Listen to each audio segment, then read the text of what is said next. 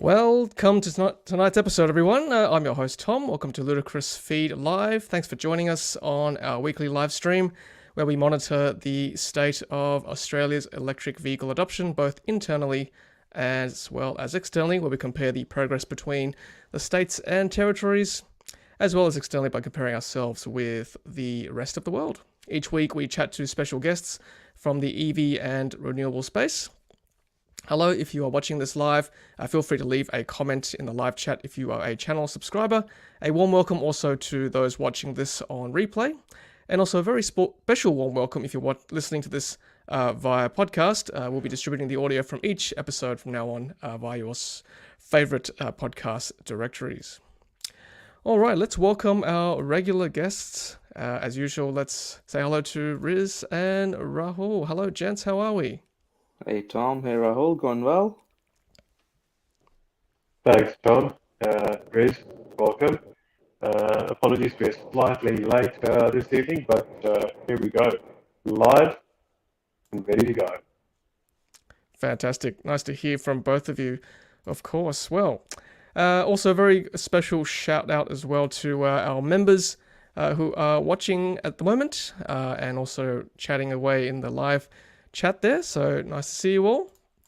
I want to especially say hello to our newest members who've joined recently: Tony Hoban, Andy Vet SA, Alan Hiko, Eric Boothman, Mikkel Q, and Timothy Hancock, who've all joined in the last month.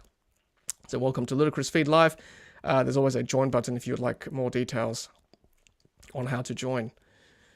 All right, so let's thank also our live stream partners for tonight as well. We've got Jaua with Jaua Tesla Accessories, Hansho, and also EVSE. We've got those coupon codes for you to use. They give you various discounts as well, so make sure you check out those links in the video description below. And accessory of the week. So this week, I thought I'd go back to basics and plug a Type 2 EV charging cable. I've got one of these in both our cars, and I must say they're very handy. People ask me, is it worth getting one? You know, I think it's worth the investment because you can use public charging stations which don't have tethered EV cables. So this is where it's comes in handy if you're at the shops or at a cafe or something, or at a restaurant accommodation. Plug in and take advantage of electric vehicle charging at your wherever you are at the present. And Charles, hello Charles, one of our members asks, is Tony Vet SA the vet who was mentioned last week? He sure is, yes, that's indeed he is. So great to see him there join and become a member. So coming up tonight, we've got lots to talk about. Obviously, interview with Laurissa Mirabelli, who is from Polestar Australia. She's the head of PR and marketing. And also we will be chatting to her, of course, about marketing strategies at Polestar, new EV sales, DC charging news, EV charging eye candy, and obviously other Tesla, BYD, and other EV news as well in this space. And so there we go. Jez, as usual, has pledged $5.55. Thanks, Jez. Hello, watching on replay and also live. Not sure it's so late. Where is Ludicrous Feed's Model Y? Getting a bit sad about it all. Hurry up, Tom. Smiley face emoji. Yes, Jez, we're all anticipating the Model Y performance. We don't know actually when it's coming. They said sort of Q1, gave us a sort of 3-month window. We'll see what happens after the new year clock's over. We'll see. All right, so now, Laurissa actually is tied up at the moment. We will hopefully be seeing her later on tonight. But what we'll do is do the show backwards and talk about some of the stats and charts that Riz sometimes provides for us, and also some EV charging eye candy. And then Laurissa will hopefully log on later tonight on the stream. So stay tuned. We'll have her very shortly, of course. So that is what we're talking about later on when Laurissa logs in. Selling electric vehicles in Australia. Interview with her from Polestar Marketing. And it'll be a very interesting chat, I'm sure. So please stay tuned. We'll have her very shortly. All right, so let's actually just move over to some data that Riz has provided for us. Riz from Carloop, and he has a chart for us here that has tracked Australia's EV uptake in the last 10 years or so, 11 years. And Riz, looks like we are, that purple line is the cumulative line. Looks like we're heading up to that 60,000 mark in Australia. Yeah, it's been a bit of an exciting year so far already. I think we'll quite easily double um, our total, or we'll get close to doubling our EV fleet in just 1 year, which is quite a huge thing. So yeah, we're approaching 60,000. I wouldn't be surprised if we sort of finish the year off closer to 67, 68,000, given the kind of deliveries that we expect Tesla to have, particularly around Model Ys, as well as other players like BYD now finally allowed to deliver vehicles again after receiving their 5-star NCAP rating based off a small fix. So yeah, it's going to be a sort of exciting close to the year and even a bigger 2023. Yeah, I think 23 will be a great year. Out of the 60,000, at a rough guess, how many percent would be Tesla of the 60,000 cars? Um, I'd, I'd say quite easily 65% or so would be Tesla's. Obviously, that market share will come down over a period of time as more manufacturers enter the market. But yeah, at this stage, last time I checked, it was around 65%. Cool. And yeah, I'm sure Laurissa will be keen to see the Polestar numbers go up as well in the next few years too. Yeah, as the Polestar 3 hopefully hits Australia's market as well. That'd be a good one.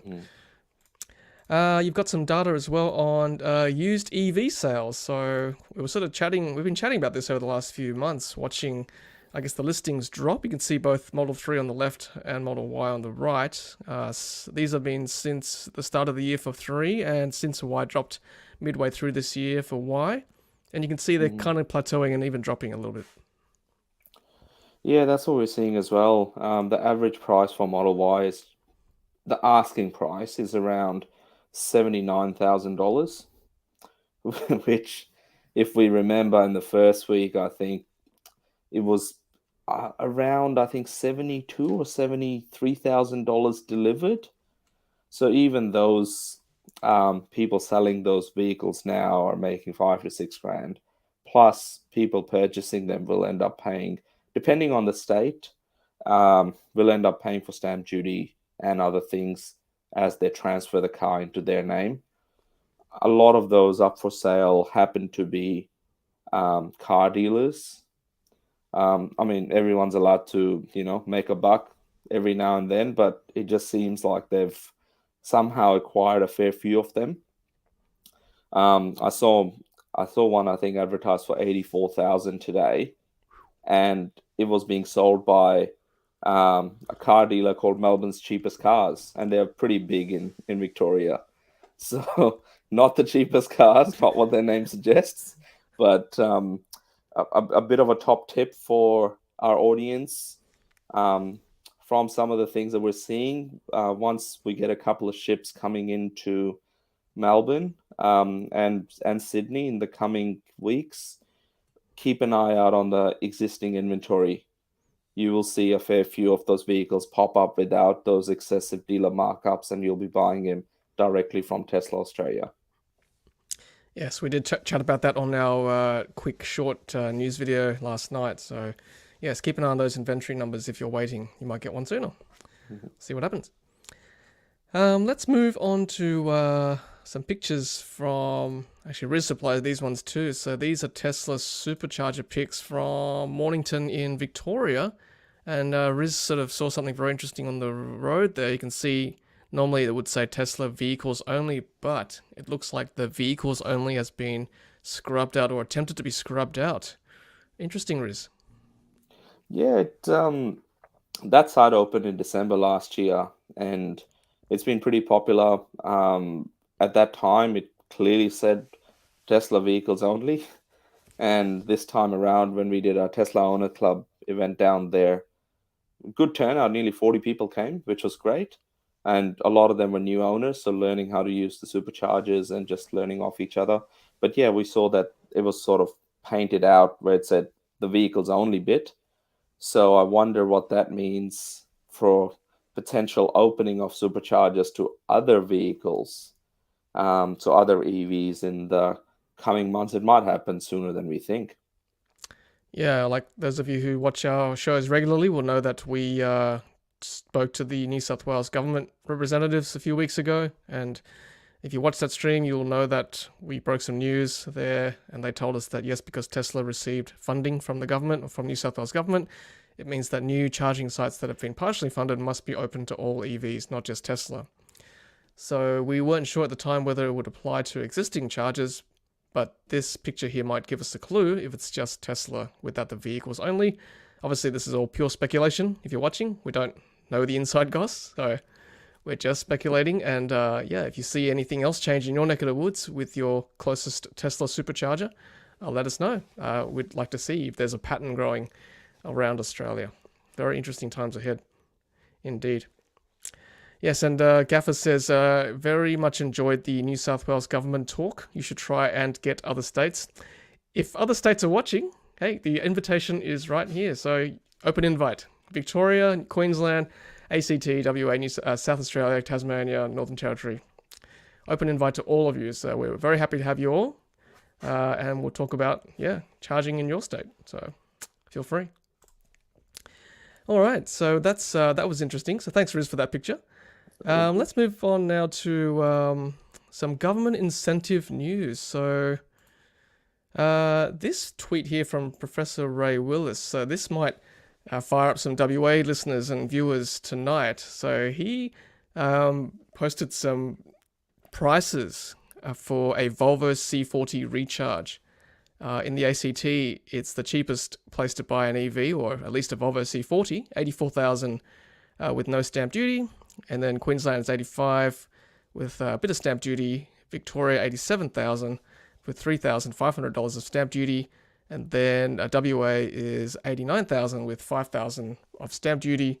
And then in WA, the rego is $600 more than the ACT. So WA is paying $6,000 more on the same car just because of government taxes, more than the ACT. That's a huge discrepancy there. And that's kind of what we're, the point of the stream is trying to do, is to try and outline the various discrepancies so that hopefully our officials in these states will wake up and realize actually our state's lagging behind in policy. It's not giving the residents a fair go. So if you're watching WA, you're paying more than everyone else. So not good. We'll see what happens. Let's look at some more government incentive news from the rest of, from Australia. So we've got, the EVs, the EV discount, the Labor government's discount is about to be passed through the Senate, I believe, or very close to anyway. There was a deal that they had to strike with the Greens with regards to PHEVs or plug-in hybrids, whether they are included in this discount. And I believe the latest is that there's a sunset clause to 2025 now. So I think all parties might be happy. So we might see that pass through. Especially if you are trying to get a lease for your vehicle, that fringe benefit tax discount might be might make it very compelling compared to a petrol vehicle. And we want more fleets having EVs because that will eventually pass on to us consumers as second-hand cars. Riz, I'm sure you'll be seeing that data come up in the next few years with that information. Yeah, it should be interesting to see. Just in general around the plug-in hybrids, I feel that there's only really one model that I know the Europeans have some, like the BMW has a couple of plug-in hybrids and others do as well. But apart from the Mitsubishi Outlanders, fleets have never really purchased anything that's plug-in. So it'd be interesting to see whether it actually means anything or not to have that clause in there, because people are smart enough now to know that they'd rather go directly to battery electric vehicles if they can afford them. And Outlanders, last time I checked, were above $50,000 for the plug-in version. So $50,000, you can get a lot of Atto 3 or the new MG ZS. So yeah, it's interesting to see how this formulates. Yeah, I for one, I'm happy to see the deal struck. I'm sure we'll see whether if this bill is passed, whether we do see an uptake of EVs. I think supply will still probably remain an issue. We still need to get them into the country. The demand is there, I think, from what I can see from the charts we've looked at the last few months. So yeah, watch this space. We might do a special once that's passed, I think, in the new year. All right, let's look at some EV charging eye candy as usual, my favorite segment. So this is some pictures from France. Same site, but one in the daytime, one at nighttime. Some nice looking chargers there.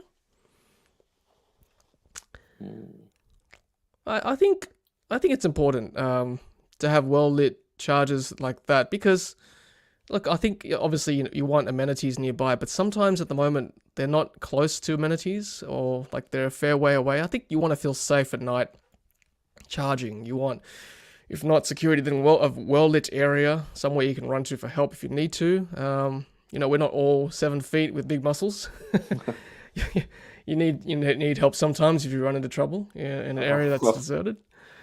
Well, you all don't carry Shaq with you, Shaquille O'Neal in the passenger seat. Anthony Albanese does. I wish. Yes, I mean, yeah.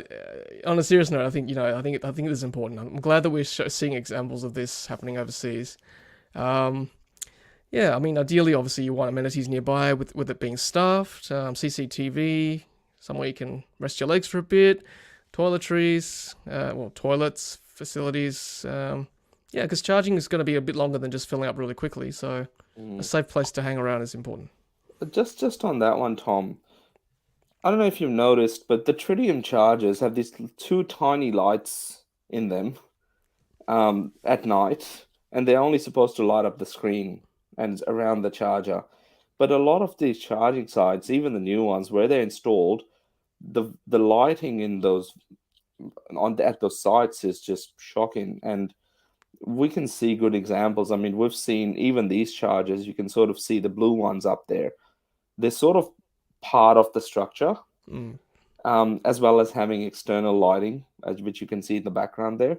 I think the charger design needs to incorporate that in, which would mean, like, I think with some of the European Ionity chargers, they've got the light sort of inbuilt.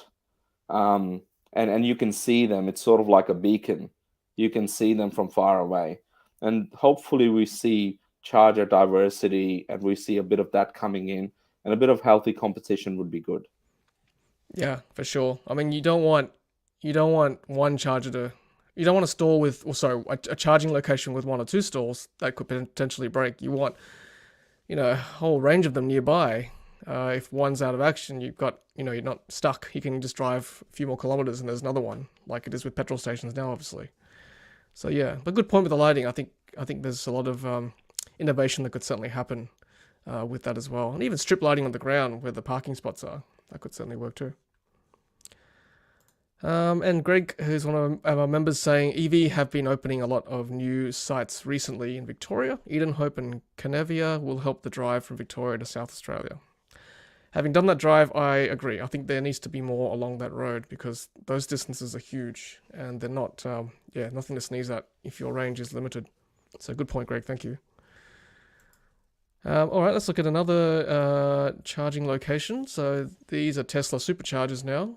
Multiple sites in Europe. Look at those bays. Wow. That's huge. It's like 20 to 30 bays in those pictures. Yeah, so from that government stream we did with New South Wales, I think the biggest site will be 15, I think, from memory. So not quite this number. Those Tesla Superchargers aren't actually internally lit. So that's one thing that could be done better, I guess, in future versions. Ooh, yeah. Yep. So that's some nice pics there. And yeah, I think I could see some facilities nearby too in some of those pics, which is good. That's important. All right, let's keep going with some EV events real quick.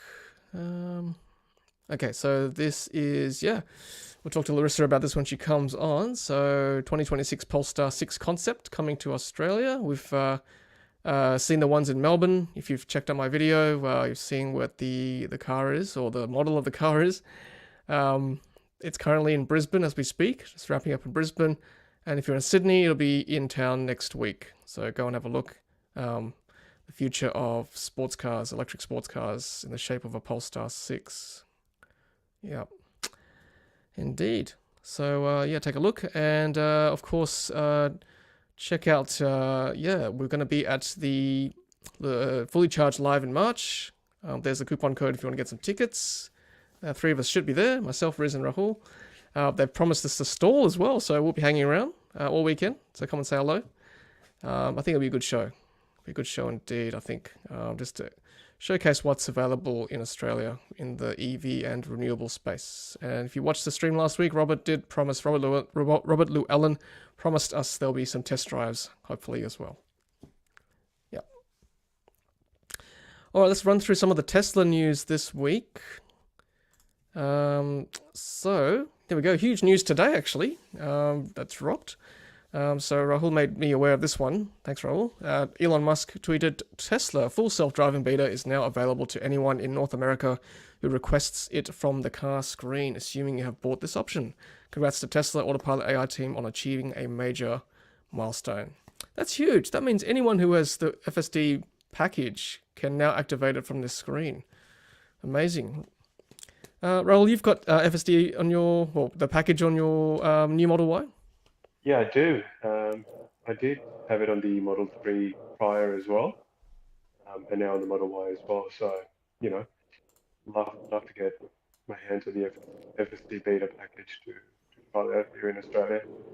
Joe Nash, Tesla and the Gong, is also keen to get his hands on this feature as well. Yeah, I think Nash must tweet Elon every minute, which is good. He gets a response occasionally, which is great. But yeah, look, I think he promised a worldwide release, actually. I remember hearing that early this year for FSD beta, if I'm not wrong. Maybe people in the chat can correct me if I'm wrong. Correct. Yeah. I do believe you're correct in that. So I'm hoping. I have posted a tweet today asking Elon whether we can get a Christmas present. FSD beta would be nice because I'm going to do the trip in the new year to Sydney via the coastal route, Lakes Entrance, Bairnsdale, into Merimbula, and then into Sydney from there. If not, I think we might get FSD beta sometime in 2023. They have to. If they're going to release it to everyone in North America, everyone else worldwide who has bought FSD is now going to be clamoring for this. Yeah, I think a lot of people have sold their cars with FSD package, waiting for that to drop. So I'm pretty sure Elon's promised FSD beta each year since I can't remember. So hopefully 23 is the year for us. I'm just picturing in my head how the cars with FSD would do a hook turn in Melbourne.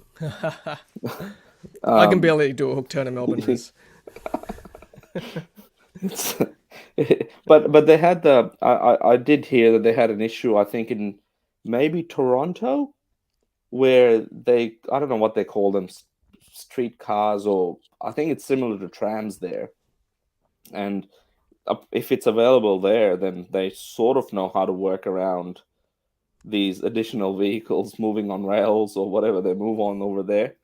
So yeah, should be interesting to see. And on the timing when they open Giga Berlin, I think in Elon's speech he did say that they were going to try and get the FSD to be reviewed by the European regulators by the end of this year.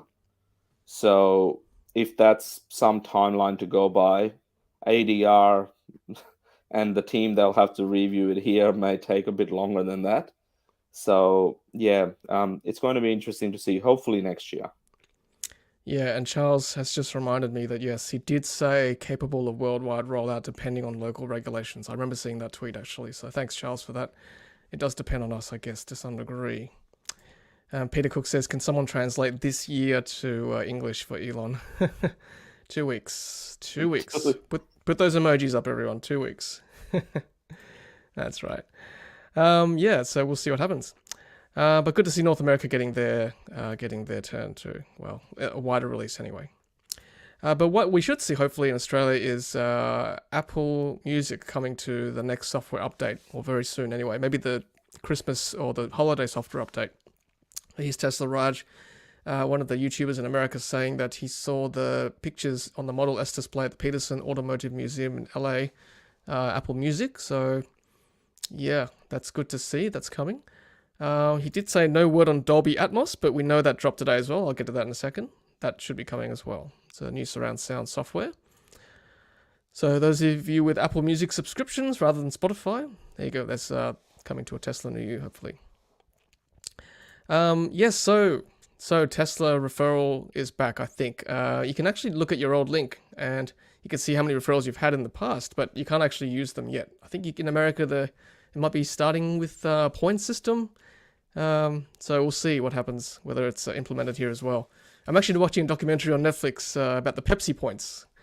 So maybe that similar thing's happening with the Tesla points, where you can exchange stuff for points, referrals, like shorts or whatever.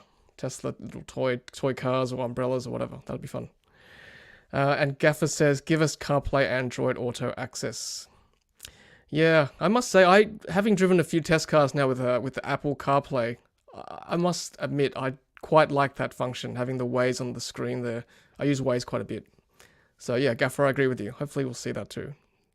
Leave your comments below. Where do you want Apple CarPlay Android Auto on the Teslas, or would that clog things up too much? I'd like to hear your thoughts. So just quickly on that, Tom, is that I think Hancho screen that you can get that goes behind your steering wheel, has that got CarPlay Android Auto capabilities? Yes, it does. I've tested it before on other people's cars, and yes, you can put Waze up there, or even text messages or WhatsApp or whatever. So that's quite handy actually. So that's one workaround for sure. Yep. Okay, let's move on to this one. Tesla Model 3s and Ys now in stock, just not in Australia. Riz, you wrote this article? Yeah, that was a couple of weeks ago. That was in the UK. I think the situation in UK, depending on what you're looking at, if you're looking at buying one, they've got, last time I checked, hundreds of Model 3s and Ys in inventory. So it's sort of signs of the times, right? Like they're going through an energy crisis and inflation, interest rates. People just can't commit, when they placed orders many months ago. Now they just probably won't even have the same finance rate. So a lot of inventory coming in. Recently this week, we saw the same thing happen here in Australia. There were a couple of Model 3s in Western Australia that were in inventory, and goes to the earlier point we made around just keeping an eye out in the next couple of weeks as these ships come in. They more than likely are cancellations. So if you look at the Tesla's existing inventory, you might see more of them coming in Australia as well. So this was a couple of weeks ago in the UK. Yep. Okay. Yes, the world is moving quickly. Things changed from a couple of weeks ago, for sure. So this is breaking, I think, yesterday. Elon Musk reportedly said on Wednesday that South Korea was among its top candidate locations for a giant factory it plans to build in Asia for making EVs, according to South Korea's presidential office. So that might potentially mean battery change to LG over cattle. Ooh. Just a thought, given it's Korean, LG. Yeah. I wonder if Psy will be the brand ambassador in Korea. I hope so. And the factory will be located just outside Gangnam. Want to see Elon dance Gangnam Style? Yeah, that'd be cool.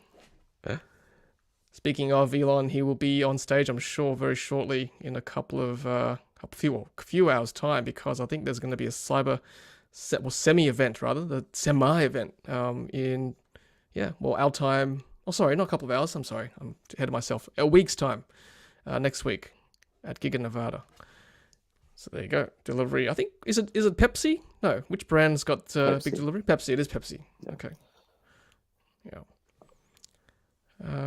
Yeah. That'd be good. And speaking of Dolby Atmos earlier, yes, Dolby Atmos coming to Tesla, retroactively added as well to previous cars, not just new cars. That's the beauty of software updates. You can just do that. That's pretty cool. Having quickly read about Dolby Atmos today, I think it's just they use height channels or something. Just a nicer surround sound system. So it's already pretty good, I must say. Yeah. Let's move on to some BYD news. So that's enough of Tesla news. So BYD news this week, as Riz alerted to earlier today, is that yes, the Atto 3 is now being awarded 5-star ANCAP safety rating, and now they can start delivering again. I believe the issue might have been to do with the the child seat harnesses in the front seat, I think. And the rear middle, I think. But they've got a solution to that. So anyone that's got an Atto 3 at the moment that's produced before I think it was 21st of November or something like that, which is pretty much every car in the country, needs to contact BYD, and then the experience center have a retrofit on making that, and then the car will be 5-star compliant as such. Not saying that the cars themselves are unsafe if you're not using those seats, but it's just best to contact them, and I'm sure they'll have instructions on how to get it fixed. At least in New South Wales, I think there's a certain age limit where you can't fit a child seat anyway in the front seat. And even over a certain age, I think it might be 7 from memory, you can't even use the front seat unless all other seats are occupied. So I wouldn't put a young child in a front seat anyway. But I guess that's the kind of standard we have in Australia, like very stringent. And I think that's a good thing. I think it's good, particularly when it comes to kids and child seats. So, but good to see EV Direct and BYD Automotive delivering cars once again. Yes, and this is interesting. Here we covered this in our little short video too. So here's a Ute, and I think people are saying it's a BYD Ute that's being tested. Yeah, wouldn't mind seeing that in Australia. Yeah, it's I think that will definitely build every fleet manager's dream in Australia if we get an electric one, or potentially plug-in hybrids, because a lot of their cars are plug-in hybrids at the moment. So if we get the electric one, then ideally it will be coming here. I can't think of many markets that would take a Ute that size, like the one we have seen with LDV. It's a bit too small for America, and America and China don't gel at the moment. So we're probably going to be one of the first markets to see them if they do release them. Given the BYD Seal announcement, launch, production, deliveries into export markets very shortly, I wouldn't be surprised if this is a BYD Ute, if it's in the country by sort of third quarter next year. Dare I say, build Ute dreams? Build Ute dreams. Sorry, it's dad joke hour.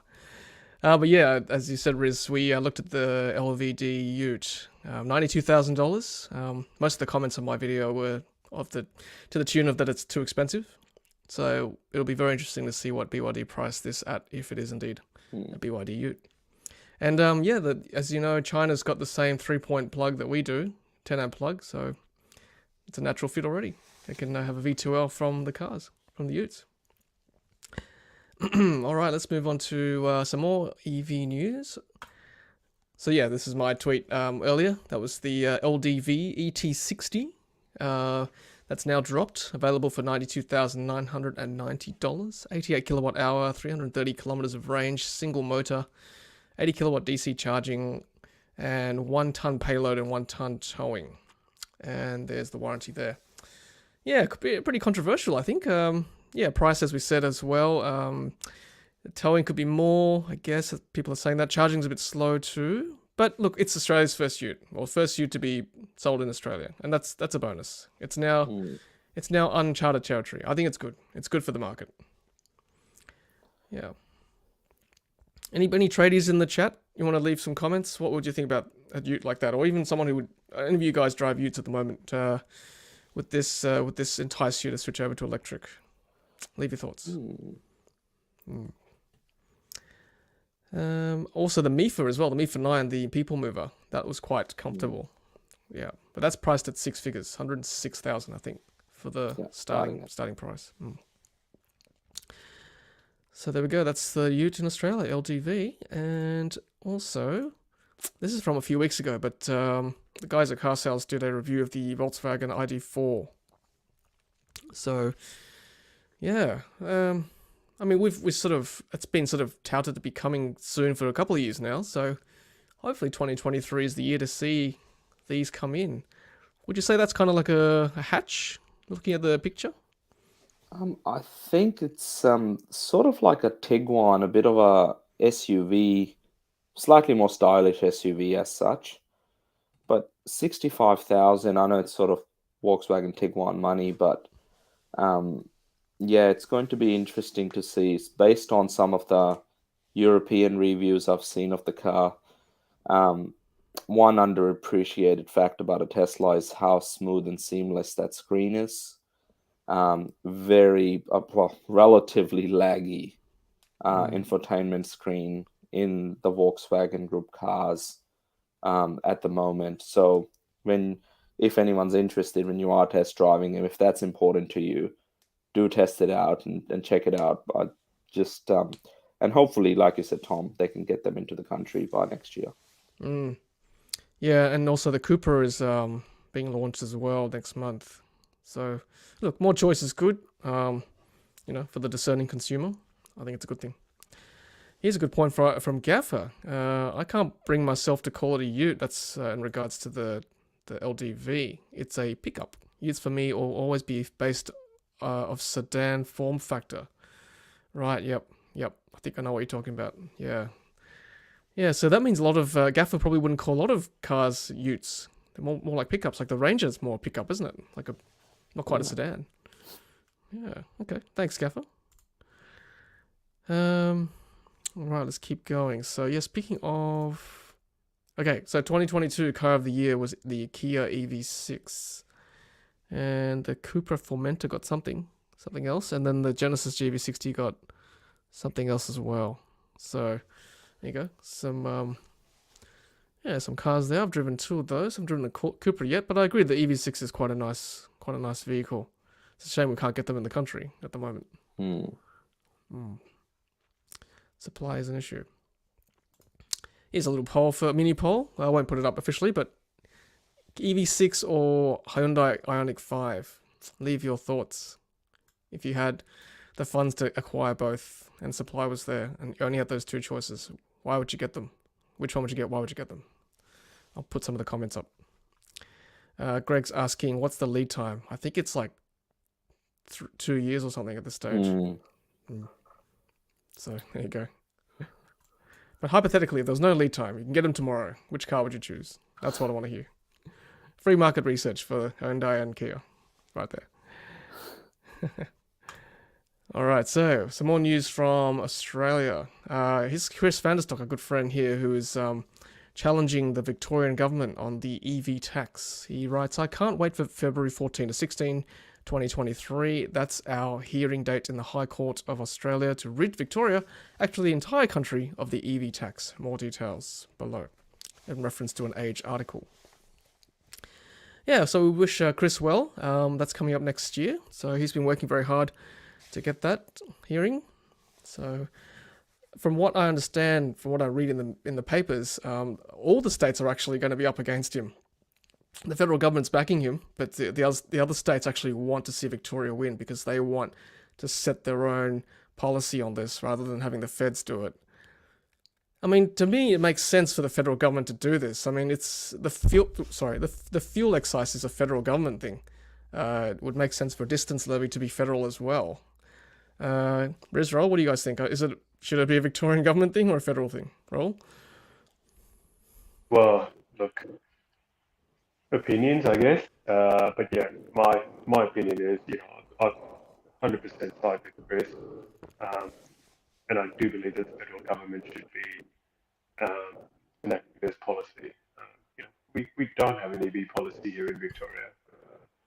Having had the New South Wales government representatives from the Department of Transport on your live stream a few weeks ago, you guys are absolutely killing it. ACT is absolutely killing it. Victoria, being the second most populous state, is just lagging so far behind. I don't think that they're doing themselves any favour with the EV tax. So yeah, I wish Chris all the best. And I do reckon that the federal EV policy, if that goes through, off-lead cars that'll get the second-hand car market, EV car market happening, which will drive prices down further, and that they should dictate the EV road user tax rather than coming from the States. Riz? I think, eventually this is going to happen, and I believe in New South Wales policies, it's a couple of years down the track now, when they do feel a surcharge is going to be put on. I think maybe earlier in the week I saw a headline out of the UK that maybe by 2025, at a national level, they will be introducing a surcharge of some sort, a road user charge or whatever for EVs. So a couple of years down the track, and their EV uptake is already approaching like 17, 18%. And we're not even like 4% from what I can see. So a much more mature market. And by that stage, they'll be close to like 40% EV uptake of all new cars sold will be EVs, right? So then it makes sense. But here it's just going to be interesting to see. So wish Chris all the very best. I hope whatever happens this weekend with the election, there's a good outcome for EV owners, regardless of whichever party wins. Yeah, I mean, it's going to be very interesting. I think we're all going to be watching that with with a lot of interest. I mean, it sounds like the tax is going to happen. I think they're all interested now, all the states and the feds. Like, I mean, Chris writes here, to rid Victoria of the tax, but I think the tax is going to happen whether Victoria sets it or the federal government sets it. So it's kind of shifting who it gets the money. So anyway, either way, it's going to be interesting to see what happens. All right, so I can actually see Laurissa almost ready to chat to us. Yep, she's waving her hand, so we might actually get her on very soon. Just give us a thumbs up, Laurissa, if you're ready. Yes, she's good. Okay, so Laurissa Mirabelli from Polestar Australia. Let's pop her on right now. Let's just get the right screen up. This is going to be very exciting, everyone. I'm glad if you're watching that you stayed with us tonight. So let's get her on the chat right now. Hi, Laurissa, how are you? Hi, guys. I'm really well. I'm sorry, it's a little bit loud here, but I thought I would at least just show you the car before it gets pulled out of Brisbane. Can you see that, or is it a little bit? It's sort of glaring a bit, isn't it? Hang on, let me just pop you on. There we go. Now we can see. There you go. There you can see it. Fabulous. Yep. Go for it. So we're here with the Electric Roadster concept in Brisbane. We're about to make our way to Sydney for next week. So you can jump online to the Polestar website. If you head right to the very bottom, there's an event section, and you can jump on there for some details. But it's been a great few days in Brisbane. We've had a lot of wonderful support. But obviously, it's going to become Polestar 6. We've announced that already. It's all about circular materials. We've already sort of announced through our commitment card precept, which will become Polestar 5, our commitment to sustainable materials. And so this sort of takes it one step further with graded aluminium to try and keep everything within the automotive supply chain, and then even with mono materials for the interior of the car to try and improve, repurposing and recycling as well. Yeah, that's great, Laurissa. And again, thank you for inviting me down to Melbourne last week to see it in the flesh. So I've got a video up as well for those of you watching. Get up close to the car there. Laurissa, I can't believe Polestar 2 has only been launched this year. It feels like such a long year. So what an incredible 12 months it's been. Yeah, it has been a long year for those of us with the brand. It feels like 1 year of Polestar life is sort of it's like 7 dog years or something. But no, it's been fantastic. It's not every day that you get to launch an all new brand into the Australian market, and so that's a real privilege to have that opportunity. We've been really well supported. The EV crowd is super supportive, regardless of whether you're driving a Tesla or a Hyundai, or everyone's on board.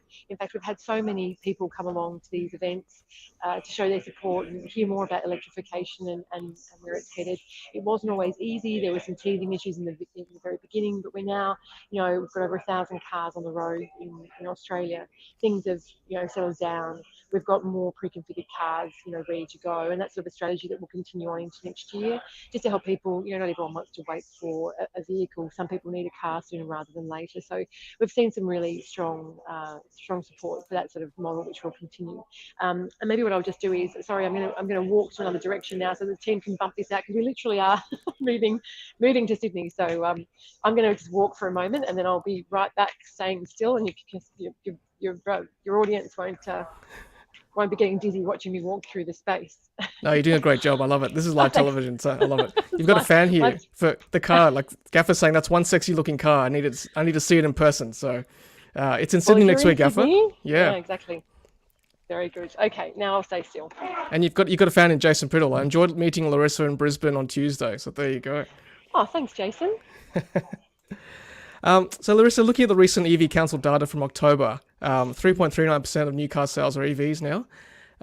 And Polestar 2 is comfortably in the top 5, I would say. So congratulations are in order for you and the team. Well done. Thank you. Great year. Thank you very much. Yeah, thank you so much. We're super proud. So who is Polestar's target market in Australia as we head into 2023? Are you guys still very much selling to early adopters, or have the goalposts changed in the last year? Well, look, I think with under 4% of the market, I think anyone who's buying an electric vehicle today is still very much an early adopter. I think from our research, we know that Polestar buyers tend to be driven by a need and a want to make the right choice for the environment and a more sustainable choice. We've met a lot of customers, people who are getting out of high performance vehicles, moving into electric vehicles, and they're just not looking back at all, and are looking forward to going from sort of that one car EV garage to two. So I think that we still really have that element of the early adopters. Polestar talks to, from our marketing sense, it's very much design driven. People in the design field are very drawn to Polestar. Then, of course, there's sustainability, which we already know, and of course the tech, element as well. But it's amazing that the breadth of people who are coming through. It's not just a particular demographic or a particular age. It's really quite diverse, and really a broad church who are coming through and transitioning across to electric vehicles. Yeah, I'm glad you mentioned sustainability, because that certainly, when I was in Melbourne seeing that exhibition, it's just, sustainability.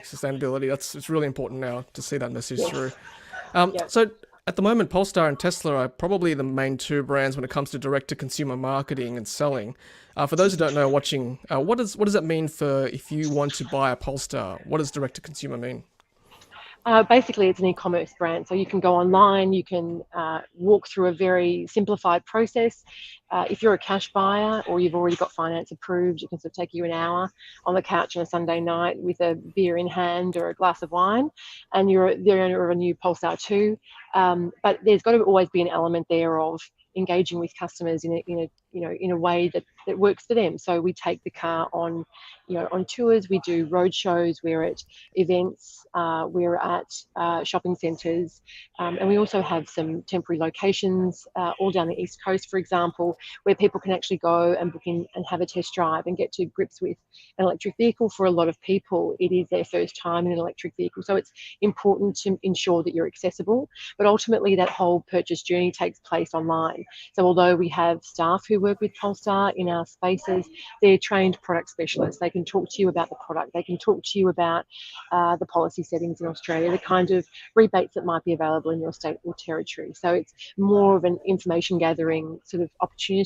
You can go away, you do your research, you talk to people, you visit forums, and then you purchase. So what we've tried to do is make that process really simplified, I should say. But there aren't a myriad of colours or options. It's much easier to navigate that process. And of course, we've got Polestar Finance, financial services sort of added on to the process as well for those who want to go through that process. Yeah, that's great. I've been to one of the shopping centre experience you did too, stores, and I love it. Honestly, it's so good because there's no pressure from any of your staff. You just go up there, look at the cars. They're very friendly. Go for a test drive. And I love it. You go home and think about it rather than getting pushed into a corner and trying to get a price out of you and all those kind of things. So I think it's been done very well. Thank you. I think, we all have sort of, some people have very positive experiences In a traditional model, I've had a bit hit and miss, even myself, someone who's in the industry. So it kind of takes away, that sort of having to fit everything into your day-to-day lifestyle. Everyone seems to be so busy now that, moving ahead in this way seems kind of normal, especially after COVID, where we all kind of went, online. Riz has got some stats from Polestar Global, actually. Riz, go for it. Yeah, so I'm sort of the stats person, and I noticed earlier today, Laurissa, I won't put you on the spot, but 100,000 Polestars have been produced at Luqiao plant in China. And Yes. that news has just been released at Polestar Global through a Yes. press release, and that's fantastic news. It's great news. It's a real milestone for us. It's one of those things where, sometimes people come in, they say, oh, you've listed it. Do you have any cars on the road? So it's great to be able to say to people, not only do we have some cars on the road, we've effectively got 100,000 cars on the road, and we're on our way to bigger and better things with the launch of Polestar 3 just around the corner as well. Oh, that's great. And 1% are in Australia, 1,027 based on the last VFAX that was released, and a quarter of them arrived or were delivered in October. Yes, so we've got very another exciting. thanks, Riz. Yeah, another couple of big months as well. November should be quite decent volume as well as December. That's great. Thanks, Riz, for that. And we've got some congrats on the Polestar brand. Great to see Polestar in Australia from H2 Rider.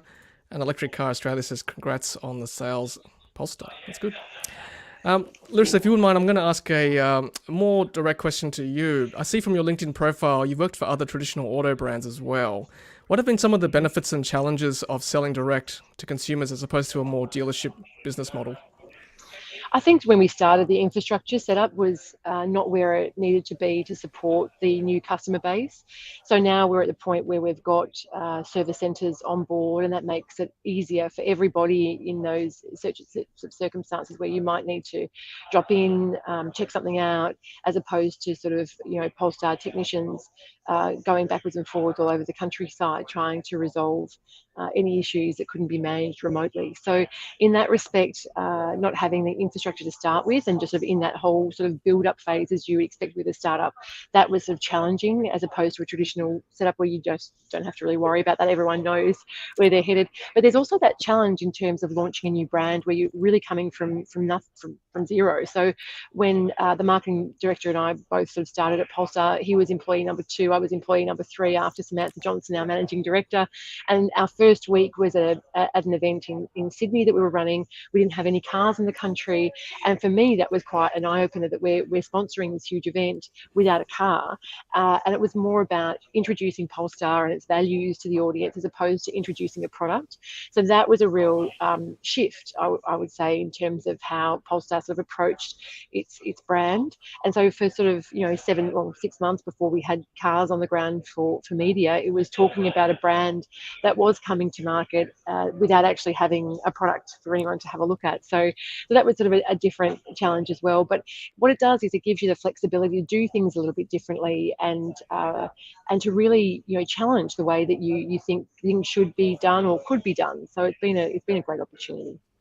And I can obviously see now the benefits of direct to consumer. You can control the advertising and the story and the narrative a bit more. I can see your billboards around town. That's obviously a benefit having that as well. Yes, I mean, I think even in the traditional model, I mean, there's still advertising guidelines for the dealer network, so it's not entirely different, but you get a little bit more flexibility perhaps to do things a little differently. So in December, we'll have a painted mural in Melbourne, which sort of launches a new campaign for us called Motion Blur, but it's actually going to be a carbon capture paint that we use. So little things like that where you can do things a little differently to what perhaps has been done in the industry. And so we'll have a bit of fun with that, I think, when we announce it in a couple of weeks. Awesome. I can't wait to see it, actually. I guess one of the natural comparisons between Polestar 2 is to draw it with the Tesla Model 3. I'm sorry to mention your competitor, but what do you say to a customer that's sort of weighing the two up? Like, what should tip a customer over to Polestar rather than buying a Tesla? Well, I mean, for us, we're very transparent about our sustainability goals and in terms of the impact of our product. So that's a really obvious one in terms of how we sort of differentiate ourselves to all of our competitors is that we're open and transparent. You can look at the methodology of how we're assessing the impact of our cars, and we're on this journey. We're very open about having a goal to get to, a climate neutral vehicle by 2030 with the Polestar Zero project, and we're already on that journey with 16 suppliers who have signed up. But it is very much a journey, so we're quite transparent about saying, well, we know that if you charge with renewable energy, the impact of a Polestar 2 is less than half of that of a comparable ICE vehicle, but we're on this journey to get to zero, and we're going to share that along the way. We're also the first car company in the world to use blockchain to trace cobalt in our cars to ensure ethical sourcing, and for that to have sort of landed at the feet of a brand new Scandinavian brand that's only been in market for a few years is quite extraordinary that nobody was doing that beforehand. So I think that from that perspective that we're quite an open book. On that sustainability front is kind of an obvious one, and really the product speaks for itself. I think that I've always said, even in other roles at other car companies, it's really important to test drive a car to see how it fits in with your daily life, to see how your proportions work for you. And I think that for Polestar 2, some people who have transitioned across quite like the idea that you can still see your speed, that you don't have to take your eyes off the road to do that, and just have access to some basic features like wipers and and that sort of thing. So it doesn't make that jump too far, and it seems this is something that resonates with our customers. So yeah, so I would always say that just test drive. It's until you test drive, it's also just getting people into an electric vehicle, which is important in the first place. But I've always, test driving is pretty much the way to do it. Yeah, no, that's a great point. If you're any EV, just get your bum into a seat and drive it. Right. I couldn't agree more. Let's talk a little bit about Volvo now. So Volvo, as we all know, has set a new target of 2026 in Australia to electrify its entire fleet, 4 years ahead of the global target. That's only 3 years away. I mean, what does that mean for Polestar now that Volvo is doing that as well in terms of 100% electric in 3 years' time? Look, I think the brands are two very different brands, and obviously we're already all electric, and in 3 years' time we'll have Polestar 3, Polestar 4, possibly even Polestar 5 on the road. So a really great sort of model lineup available to Australians. But I would say that any brand transitioning across to electric vehicles is a win for all of us, and that's something in the EV industry that everyone seems to be very much focused on the same goal.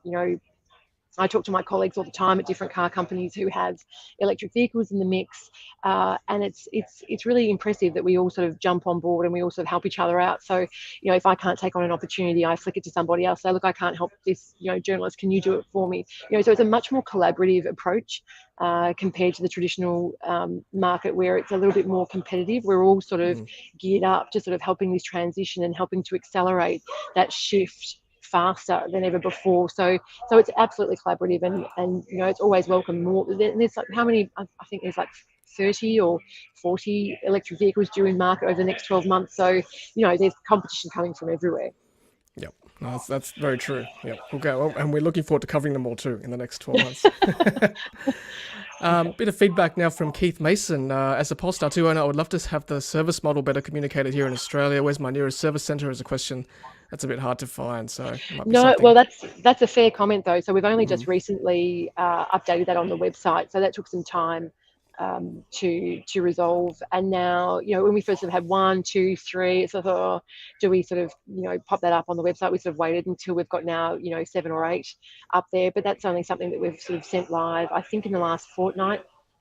So now for you, Keith, and for other customers, it's much easier to find, so that helps you guys just understand where the infrastructure sort of sits in Australia and who's there to support you. Yep, cool. Thanks, Keith, for that question. Question from Gaffer. Can we get test drives from Polestar at Fully Charged Live Sydney next year? Yes, you can. So not only can you get test drives at Fully Charged, we're going to have a customer lounge as well. We're looking at maybe bringing in a special car. We'll see how that goes. So no, we're really, really looking forward to the Fully Charged event in March, and we'll certainly be there with bells on. So yes, test drives are a definite yes. Nice. Polestar 3 maybe? I don't know if we'll have Polestar 3, Okay. but no, I think Polestar 3 is in hot demand at the moment, so we'll have to wait our turn on that one. But I think by Q3 we should have some in Australia for people some displays for people to go and have a look at. So not too long a wait. Okay, nice. I don't know if you can talk about this. Electric Car Australia. I wonder if the Radar brand would link up with Polestar in Australia. Radar does Well, the Utes, I obviously, think.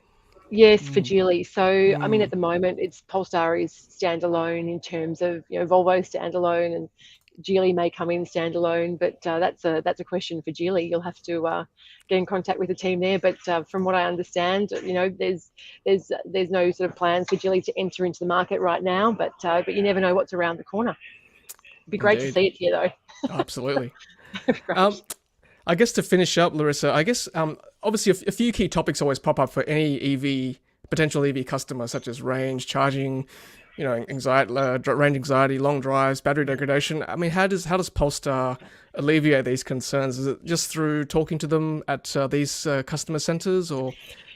Do you know the best part about what's happening with Polestar now is that we've got this community of owners. So when we first started out, we didn't have any of that, but even at this event tonight, the team behind the sort of the Facebook page is here, and they're so active in providing suggestions and advice. And so it's not just all down to head office to communicate that. There's more and more people driving electric vehicles, and everybody is sharing information, going back to that sort of collaborative statement I mentioned before.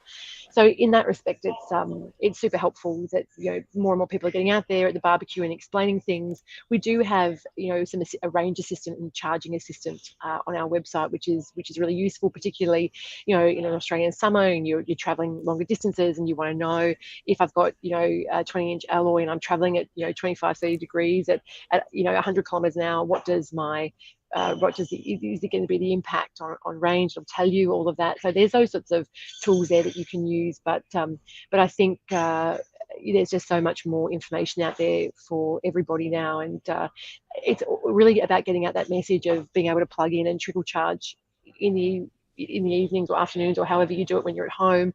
There's more charging coming to urban areas. There's more happening in the way of apartments and urban dwellings, and what that will look like in the future. So it just makes it so much easier to charge your car and not have to worry too much about range. I might have to share an anecdote. It was actually from a colleague at Tesla who used to be at Tesla, but he said his son's about 7, has never been to a petrol station, and he went to visit a petrol station with a friend's mum and wasn't sure why they were there and why they wouldn't just charge at home. So that's kind of the future and what's coming down the line for everybody. So it's going to be a really interesting one to watch. Oh, that's certainly very heartwarming. So yes, hopefully all our kids will be the same in the next 20, 30 years, right? Yeah, now, listen, before we let you go, I want one more question about the Polestar space. I believe there might be one opening in Victoria shortly. Yes, there is. It's happening in December, actually, Tom, and I think the date that we've allocated is December 20. If that changes, I will let you know so that you can let your audience know. But there you go. By December 20, we plan to open at Chadstone. So we'd love to see everyone jump on board and drop in. By all means, come and have a look. It really will help cement how the brand sort of presents itself in Australia, that whole sort of experience which our teams are delivering in a great way in our sort of temporary locations. But this will be our sort of first fully fledged space in line with sort of what you see in global markets. So it's a super exciting time. Yeah, there you go, everyone watching and listening. 20th of December 2022, Polestar Chadstone in Melbourne. Go there and check it out. Having seen the pictures online from around the world, yeah, it's going to be very exciting indeed. Yeah, it should be great. Yeah. Laurissa, thank you so much for your time. Really appreciate it. And enjoy the rest of the night. And hopefully we'll see you in Sydney very soon. Thank you. Thanks so much to you and to everyone watching.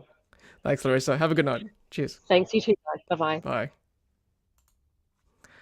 Oh, that's great. Thanks again to Laurissa Mirabelli from Polestar Australia for joining us. That's great. It's great to have her chatting about marketing and sales in Australia for Polestar. Excellent. Well, let's get on with the rest of the show. We'll just chat about what were we talking about? News. Yes, the rest of the EV news. Let's move on to. Here we go. So let's see what we're up to. Slide 53. Okay, so here we go. This is interesting. So the Italian hypercar maker Pininfarina has broken the record for the quickest production car.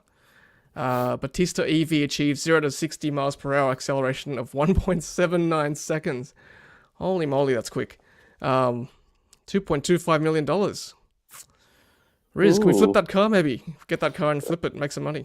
I think so. So $2.25 million US. Oh, sorry, that's out of my league then. It's a lot of it's a lot of money, and I mean, I thought the Rimac, there's like cars with like 1,500, 2,000 plus horsepower with electric drivetrains. We know they can do it. It's just, in America, I think the Model S Plaid is 129, maybe $130,000. That's like nearly, 15 times what that is. So exciting, but only very few Saudi princes that have oils coming out of in their backyard will be able to purchase one of these and drive them around their personalized racetracks. So that's the environmentally friendly thing that's going to be done. Very exciting to see something new, and just goes to show what an achievement Tesla has been able to produce with the Model S Plaid. Yeah. No, I still want to see this thing drive around the Yas Marina in Abu Dhabi. I think it'd be awesome. That's probably where they'll end up. And next thing is the Abarth, this cute little thing, this Fiat 500e, madder faster cousin, hatch and cabriolet, 42 kilowatt hour battery, lands in the UK next year. Look at that color, lime green. Love these. Love small cars. Big fan of the Japanese small cars, K cars they used to have. If this comes here, it's be really, really cool. Yeah. And the Fiat Abarth just looks aggressive, like a mean green machine. Yeah, we need more hot hatches. So, Rahul, you were saying something? I was going to say, obviously, if it's being released to the UK, you would probably expect being a right-hand drive for some variants to make it into Australia. Yep. And they would sell really well considering Sydney, Melbourne, Brisbane. As a second car, even as a small car. Yep.